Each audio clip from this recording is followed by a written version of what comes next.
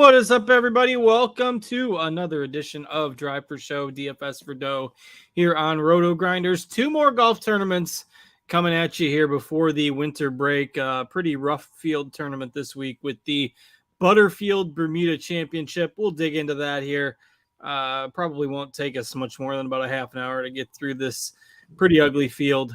We've got the RSM Classic next week, which we'll likely have a little bit of a stronger field to close out the fall swing.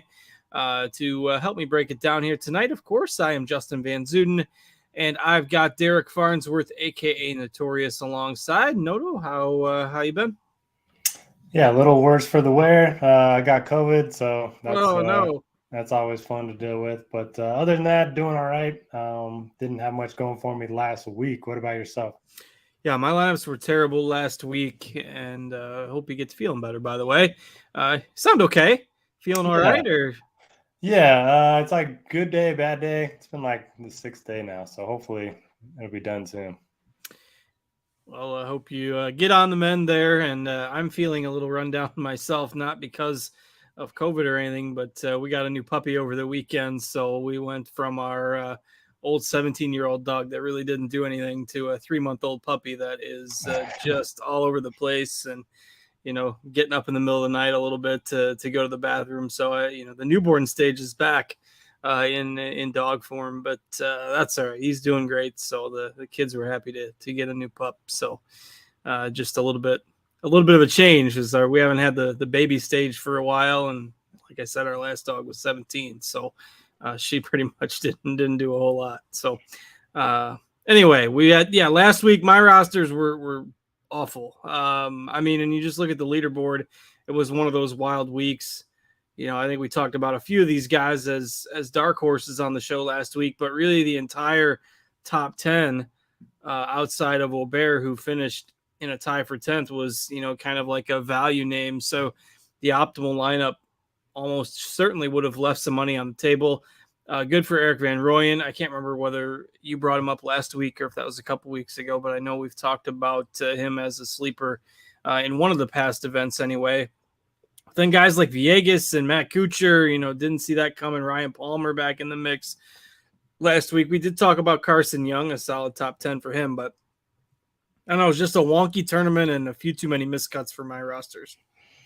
Yeah, I did bring up EVR on the show last week and did talk myself into using him in my main lineup, but it didn't matter because I only had 4 or 6 through the cut, and scores were just absurd. I don't know if you saw some of the stats, but if you missed like 1 or 2 fairways, you were like 100th in driving accuracy. And then I made a showdown lineup, I think on Saturday. All of my guys were at least 4 under par, and I don't check, my results on DraftKings until after the round's over. So I was like, you were expecting a lot of greenbacks. Feeling pretty good. Didn't cash 1 cent back. So after that, I was like, okay, I'm not playing Showdown on Sunday. So not my favorite event. I thought the course would look cool. I'd want to go play it because I need those wide fairways. But it's too easy for these guys. I don't think it's the best PGA Tour course. It didn't help that there was no wind all 4 days. But too easy for sure. What did the cut end up being? 5 under? Yeah, 5 under for the cut line. And nobody that, made the weekend ended up imploding. The last worst finisher of everybody that made the cut still finished at -6. -16 was only good enough for 31st. -20 barely got you inside the top 10. And of course, EVR getting to -27. And winning the tournament, but I didn't follow a whole lot on Sunday because my rosters were dead. And then I looked at that final leaderboard and I was like, whoa, what happened here? But that's sometimes what you get in the fall swing with some easier courses, some weaker fields. We could see something like that again this week, but just one of those weeks that for me, you put it in the trash, put it in the rearview mirror and move on to another week, because there were guys, Mark Hubbard missed the cut on the number. I played a little bit of Chris Goddard. He missed the cut on the number.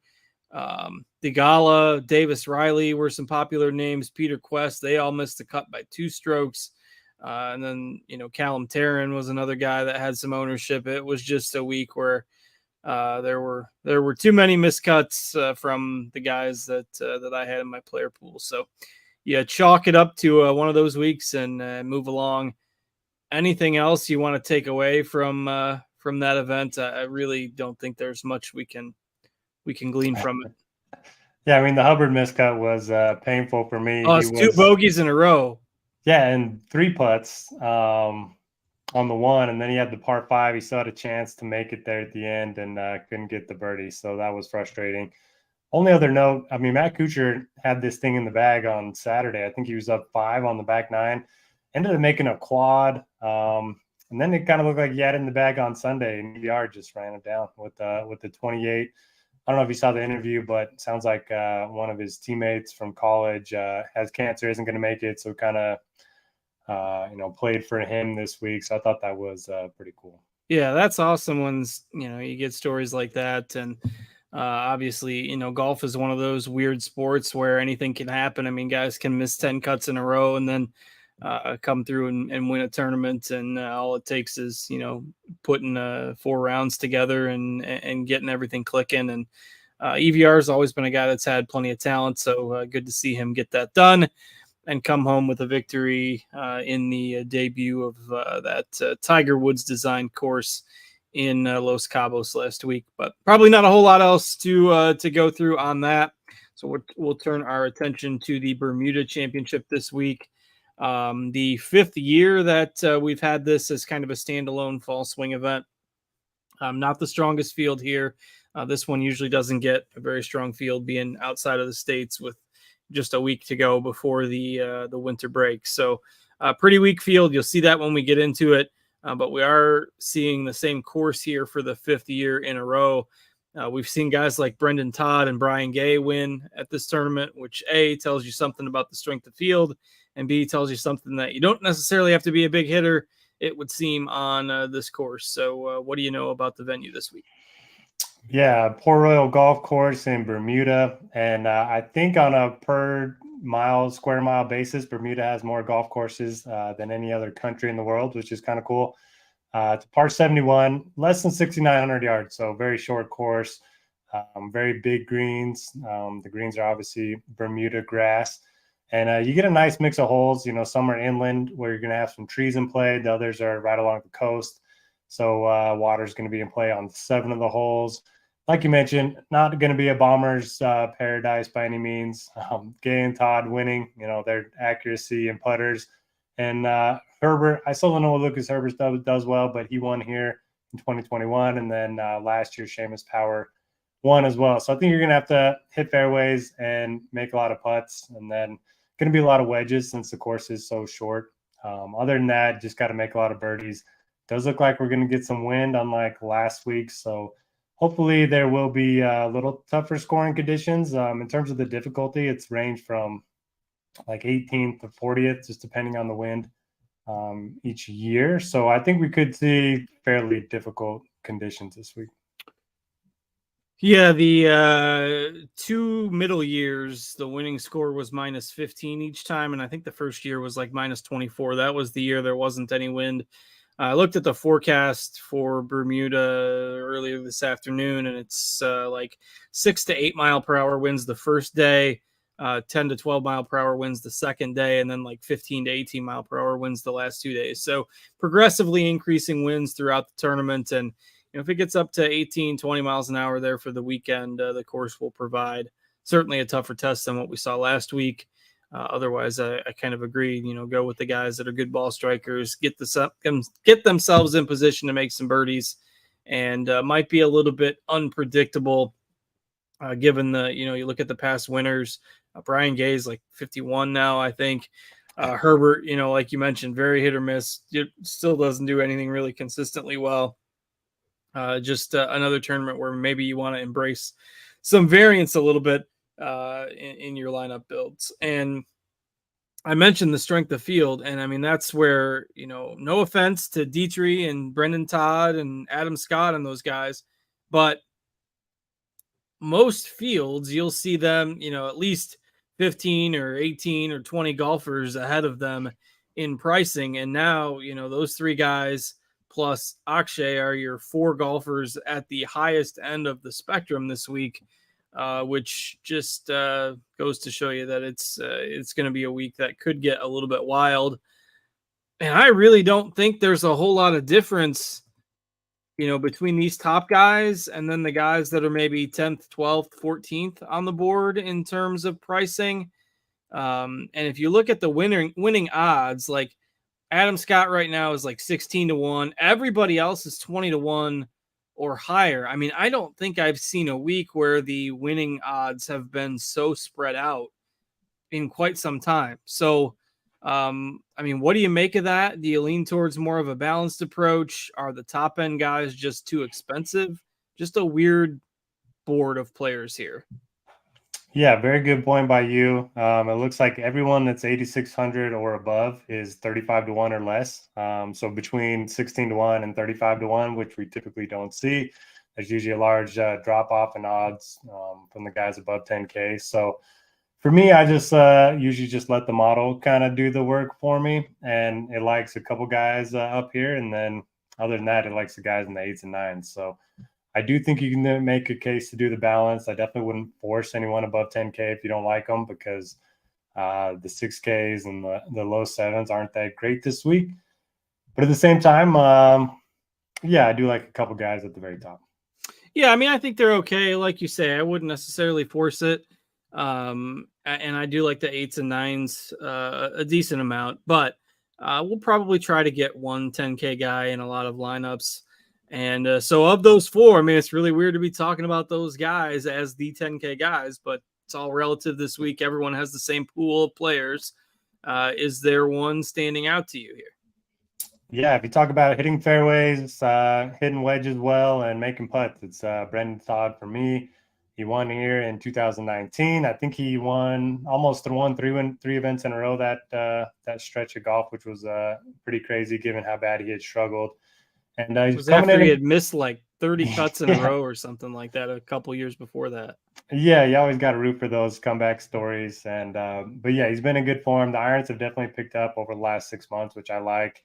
And if you're just looking at accuracy and putting, he's the best in the field. So he's probably my favorite. And then I like Dietrich as well, just because he's been playing a lot recently, and he's coming off of second here last year, 22nd here in 2021. So I think those 2 are my favorite. I don't think Akshay can make enough putts to win this week. I should have noted in the course preview. So they've had an unreal amount of rain this year, and it sounds like there's been a ton of rain this week as well, leading up to the tournament. So it's going to be really soft. So maybe the wind won't be as big of a difference as I'm kind of making it out to be. Maybe we'll play really easy. But yeah, I like Todd and Dietrich myself. I think they're fine. I do like Akshay for tournaments. I think, and some of this is speculative because I do think his ownership might end up dipping. Like if you look on DraftKings right now, his odds are the same as like Alex Smalley and Alex Noren and Taylor Pendrith, and obviously those guys come a little bit cheaper. So I think his ownership may end up dipping just a bit from the 24% that we have now. Obviously, the putter can be hit or miss. But if Luke List can win a fall swing tournament by making a bunch of birdies one week, you never know. It might be him next. So I like him, particularly if the ownership dips a little bit from where we have it right now. I do think somebody like Todd is a little bit safer. All these guys are fine. It's just a relative. Do you want to prioritize them? And if I just had to make one lineup, I really don't think I'd have any of these 4 guys in. I think I'd start in the 9Ks.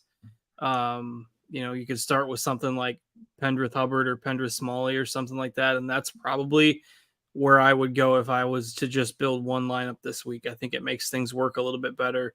You don't have to dip down into the 6s, but Akshay, if I had to pick one guy above 10K, would probably be my choice. I'm out on Herbert just for the reasons that we've talked about several times throughout this show over the past months. But we've also got Noren, Glover, Griffin, List, Pendrith, and Doug Gim in the 9Ks this week. Do you have a favorite or 2 out of that group? Before we go there, why is Adam Scott here? Maybe he's just parlaying this into a vacation as well. I don't know. Yeah, that's the only thing I can think of. I mean, have we seen him? Has he? I got to pull up his. He hasn't Has he played even for a played? while. I was gonna say I don't think he's played since the playoffs ended. I don't even remember where he finished. I'm pulling up his log here. Let's see. So, he did play the Zozo, Okay. but I mean that was over in Asia. So yeah, he's played 2 events since the Open Championship, the Wyndham and the Zozo. That's it. Yeah, kind of strange, but yeah, maybe he'll play well. I don't know. He's probably my least favorite of the 10Ks. Yeah, at the price, I just don't think it makes sense. And then dipping down into the 9s, my model always loves Norin. I don't know why. I need to always, bump down my exposure to him when I let the model, run my lineups. But he's been playing a little bit better, T15 here in 2019. So I'm okay with it. My favorite's probably going to be Ben Griffin. Bounced back nicely his last time out, T23. He was 3rd here last year. And if you look at his stats, he's one of those guys that's great with the irons, great with the putter. I think that should play well here. He's not a very good driver of the ball, but should be able to club down on a lot of these holes. So I think he's probably my favorite. But Pendrith has been playing well. I think his upside makes a lot of sense for tournaments. Yeah, I really like Pendrith this week. He'd probably, like I said, be my starting point in a single entry build. I had him on a good amount of rosters last week, so I was following him pretty close. And he was like, his scorecard kept messing up, but he was over par, I think, through his first 9 holes or 12 holes or something like that. Anyway, ended up shooting even par the first round and pretty much could have packed it in, but shot 3 really good rounds after that. Ended up backdooring a top 15 finish, which I thought was pretty impressive. Given the amount of birdies that were available on that course, you shoot even par in round 1, you pretty much are just thinking, okay, the week's over. But then for him to go out, and fire, if we just tallied up the results from the last 3 rounds only, he's right there at the top. 28 birdies last week, had 21 birdies at the Shriners before that, where he finished tied for 3rd. So yeah, Pendrith at 9,100, really like him on a points per dollar basis. Not going to trust the putter with List this week, especially at the salary. Give me Pendrith. I like the Griffin call as well. And I think Norin could be fine here. Those are the 3 guys I will have the most exposure to in this range. But Pendrith certainly at the top by a pretty good margin there in terms of where my exposure will land. Anything else you want to mention? I mean, based on the let's see, if I'm looking at, based on our projections, we've got Herbert as the worst option in this as well. Obviously, I know your model doesn't usually love him either. So, but our RotoGrinders projections do kind of agree with that, but we've still got him at 15% ownership. So interested to see where Herbert falls. But I'm not on that. So anything else on these 9K guys? Can Doug Gim make enough putts this week? Not on Doug Gim. Usually not on Doug Gim, but good ball striker. And didn't Pendrith almost win either the Puerto Rico or the Corrales, like when he first came on tour? It seems like a very similar type of event. So, and he did finish island courses he likes. Yeah. So yeah, I do like that call quite a bit. Let's see. I'm trying to go back through ever since the PGA Tour redesigned their site. It takes forever to trying to flip through a couple years to see where he was 5th here in 2021. I think it was prior to that. Yeah, I might be missing it. I'm trying to flip through here too fast while I'm going through. But anyway, given the form and the birdie making he's shown lately, Pendrith certainly solid there at 9.1K. All right, let's move down to the 8Ks. And spoiler alert, obviously here, Alex Smalley, he's my pick to win this week, and I hinted at it a little bit earlier. He's got the same odds to win as Akshay does, and he's $1,100 cheaper. You look at the stats: 24 rounds, 36 rounds, 48 rounds, whatever you want to look at. Smalley's going to grade out pretty well in this field. Tends to play well on the courses, where we have weaker fields, just based on his results. And you look at, he was 2nd at the John Deere. 9th at the Travelers. A little up and down here in the fall swing. Was 16th at the Sanderson Farms. But good course fit for Smalley here, and he's definitely a top option of mine at 8,900. Your thoughts on him and some of the others here in the 8K range? Yeah, I like Smalley quite a bit. You mentioned the course history. The stats all look good. I was looking at easy courses that are less than 7,000 yards. He's the best per round in the field. So I think he makes a lot of sense. I will go back to Hubbard just because he's missed 2 of his last 3 cuts, both of them on the number, both of them in brutal fashion. I think that's going to help lower the ownership. Still rates out really well in the stats. He's number 2 in the stats that I'm looking at this week. Outside of that, both of the Woos, I think you can play both of them. I probably wouldn't pick one or the other because you'll probably pick wrong. So play them both together.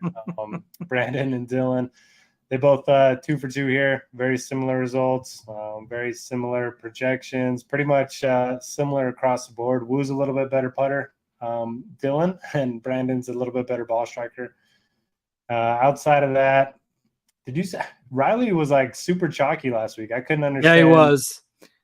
Where did that come from? I don't know. Other than maybe he's the new Bo Hostler. I don't know. So that means he's gonna like be good again soon. Speaking of Bo, man, I thought he was gonna win. He was looking great after the first 2 rounds, and I think him and Yeager both. They were my 2 outrights, and both of them imploded. Anyway, that was one of the many things that went wrong last week. But what about Palmer after the nice finish last week? It's going to suck us in on a course that's got 7 holes of water. Ooh, good call. Yeah, it just hasn't been enough there. Like his previous 3 fall swing starts were miscut, T68 miscut. So and that course is so weird. Yeah, it's hard to. I think and it's also a little bit tricky because we didn't have Shot Tracker last week, so it's tough to tell who got super lucky, I guess. But yeah, this course has water, and I think I want to see. Yeah, I was Palmer. I'm trying to look at the stats, and it's like, do I take the guy that's hit 85% of greens or 91% of greens? Like, there was just nothing separating anybody other than putting. So yeah, it's really tough without Shot Tracker. Gotta get that technology to cross borders here. It's 2023, folks. They used to have it for the WGC Mexico, and so now it's cost beneficial to take it across the border when it's a WGC event, but when it's just the old easy course in Cabo, no thanks. Yeah, I don't know. It was tilting, although I guess my rosters didn't care after Friday anyway, so whatever. And like you, the showdown just wasn't going to be for me on that course. Plus, we were going to pick up our dogs, so it was an easy weekend to just say we'll get back at it next week. Agree on the Woos. I think I like Brandon a little bit better. We do have him at slightly higher ownership as well. I mean, like you could say, play them both together so you don't pick wrong. But the mid 8Ks like Palmer, Riley, not playing Stuart Sink at 8,300 for some reason. So Brandon Wu, definitely Smalley. I think Nick Hardy's okay, but even he's getting to be a little bit chalky. I like the upper 7s quite a bit. I think this is probably where you can go get maybe 2 guys, 3 guys in this range to round out either those balance builds or, if you're taking one 10K guy. Probably not playing Peter Quest this week after that miscut last week and on a course that isn't going to emphasize the driver as much. But I've been on Troy Merritt for a few months. I think he's really solid. I think Schmidt is nice. Looks like you've got a few guys tagged in the upper 7Ks as well. So who are you looking at in here? Yeah, the model loves Martin Laird, but I like the 3 good putters here. I like Justin Lower, who's finished top 20 here each of the last 2 years. I like Adam Long, who's been playing pretty well in the fall. Good putter, good accuracy guy, good on short courses. And then I like Harry Hall, who very inconsistent. He was another one that I had some exposure to last week, and he was like -5 the first day and like +3 the second day somehow. Very inconsistent. A lot like Callum Tarrant. But he's more of a putter than a ball striker. So I'm hoping the course being easy will help him. And don't mind your Merritt call. And agree with you on Quest. Yeah, he let me down last week too. And yeah, just not a driver heavy course, so I don't love him this week. Yeah, out on him. Probably out on Hall as well because he burned me last week. But lower, I think, is a solid play. Schmid's a guy that not a lot of people know a ton about, as he's played on the DP World Tour a lot. He has started to play more regularly on the PGA Tour here during the fall, though. So he's had his last couple starts during the fall swing, 26th and 38th, sandwiched around a runner-up finish at the Andalusia Masters on the DP World Tour, which is a fairly strong field event for that tour. So I like Schmid a good bit at 7,700, I believe there. Yeah, 7,700.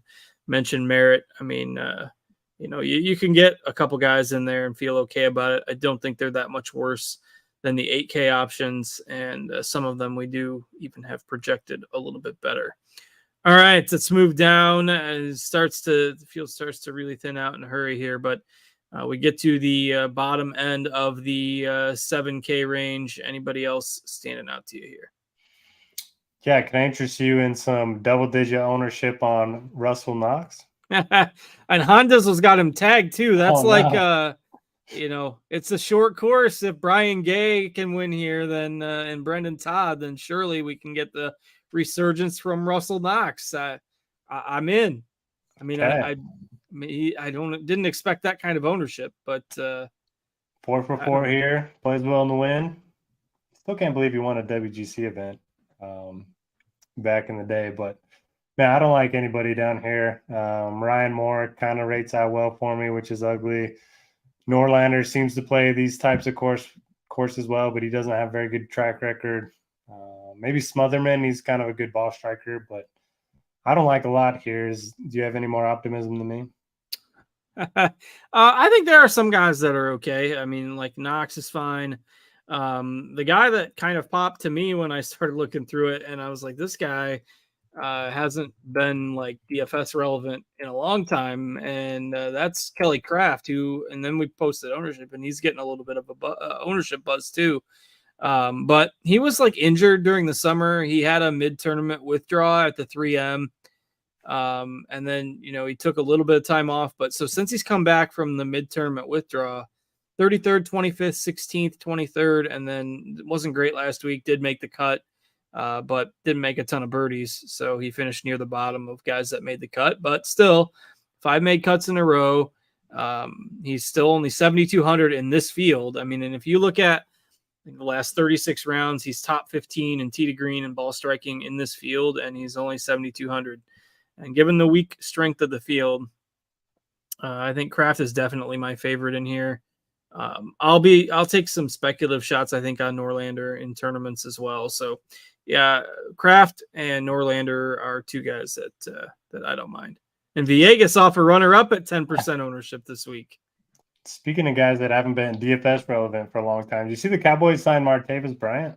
I did see that right before we came on there. He hasn't played since 2018 or something.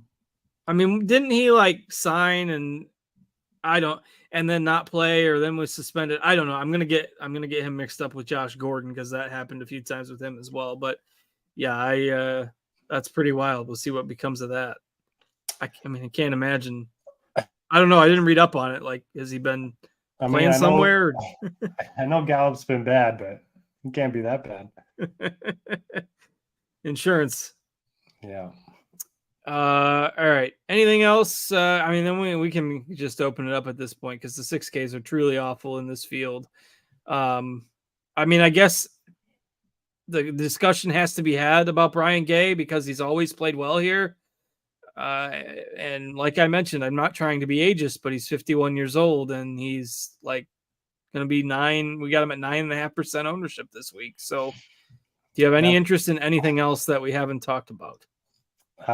You can have all the Brian Gay shares for yourself. I'm fine fading him. I like Tano Goya a little bit at 7K. He's 4th in this field in birdie better rate over the last 24 rounds. And it's one of the few events that he's played that he's seen twice. So T44 here last year. And then who do you have in the battle of the Bryan bros? So George Bryan, Wesley Bryan's brother, is in the field, which I'm excited about. Watch their YouTube stuff a lot. They've actually been here for like 3 weeks filming content at this course. So they're going to know the course well. You got Wesley or George in this one? Boy, remember when Wesley was like 9K for a while? Yeah, he won at Arbortown. And he had 1 year I remember going where he was good at the John Deere. I mean, he was going to be a thing. And then like right after that, I mean, he was like losing 6 strokes off the tee in 2 rounds in events. And like, I mean, you could probably just leave the driver in the bag here if you wanted to. I don't know. I mean, I don't know enough about his brother's game to say one way or the other, but feels like Wesley could play okay here. Though my official answer is probably neither. I'm hoping they both make the cut. They're already featured on the PGA Tour website, the main picture on the site. So hopefully that'll drum up some interest for the event. But yeah, George is the much better ball striker than Wesley, and Wesley's got the short game. So I'm kind of excited. I actually bet Wesley top 10 and 20 just because I think it might fire him up a little bit having his brother in the field. Are they in the same team group? That's a good question. Oh, they're not. That's a missed opportunity. Yeah, they could. Why wouldn't you do that? PGA Tour Live, or they probably won't even have PGA Tour Live for this. Yeah, they might not. They don't. If they do, I haven't seen it posted. But anyway, they are not in the same group. Missed opportunity. Got to put Wesley with Cody Gribble and Tyson Alexander. Boy, there are some rough options in this field. It's 100. I was looking back a couple years ago. This tournament, they couldn't even fill the field. It was the year after COVID when I can't remember I think there were some testing or vaccination rules in Bermuda. I don't recall exactly what they were, but they couldn't even fill the field with alternates. So they just ended up playing it, a few guys short. But anyway. That was almost the case this week too. I think like 20 guys withdrew. So let's see. Harrison Endicott played some of him last week. He missed the cut too. Charlie Hoffman's popping a little bit in projections. I mean, all we're doing with the bottom of this field is taking a trip down memory lane here. You got Jimmy Walker, Cameron Percy in here. There's a guy named Scott Roy. Maybe it's Kevin Roy's brother. It could be. Kevin's in the field too. Oh, I didn't even see him. Why isn't he popping for me? He is 6,700. Noto rating is only 49.8. The model is broken. Priced up after beating those cuts in a row. All right. There's really nothing under 7K. I mean, I'm with Noto. If you want to play Brian Gay, go ahead. But there's so many, good options around 7,500. I mean, you go down to Norlander, Smotherman, Kraft, lower part of the 7K range if you want to go down there, but would maybe try to cut it off at that point. So anything else for the good of the viewers? I don't know if you saw the videos, but Tiger Woods, he's walking well. There you go. We'll see if he can get back in action and at least hopefully tee it up, for the Masters and a couple of those other majors. And before I forget, we just dropped the beta version of a new NFL lineup building tool. Obviously, this is a golf show, but if you haven't checked it out yet, for a limited time, you can try it for free. SimLabs, brand new product that generates DFS lineups through the power of simulation, combines data from every aspect of the slate to churn out lineups that match your preferences. In just a few clicks, you can have hundreds of well-built correlated lineups ready to go for whatever contest type you are playing. You can check out the link in the description for more, and we're going to continue to build that out here over the months and years, and try to get that built out for other sports and everything too. So NFL only right now, but everybody can check that out for free. And of course, if you like the show and you're watching us on the YouTube platform, please give us a thumbs up. We do appreciate that very much. And with that, just one more event to go here before the winter break. Noto got an NBA break today. I didn't realize this morning that there were no hoops games tonight. So I don't know if it's a good thing because we had 12 yesterday and 14 tomorrow. It's just like double the work both days and one day off in between. So I don't know. For one day off. Well, hey, let's hopefully that helps you get rested tonight and recharged and ready to go for tomorrow. Hope you get to feeling better. And also thanks to Steve for working hard and producing for us behind the scenes on a Tuesday night. So for Noto, I am Justin. Good luck with all your lineups this week, everybody. And we'll catch you all later. Take care.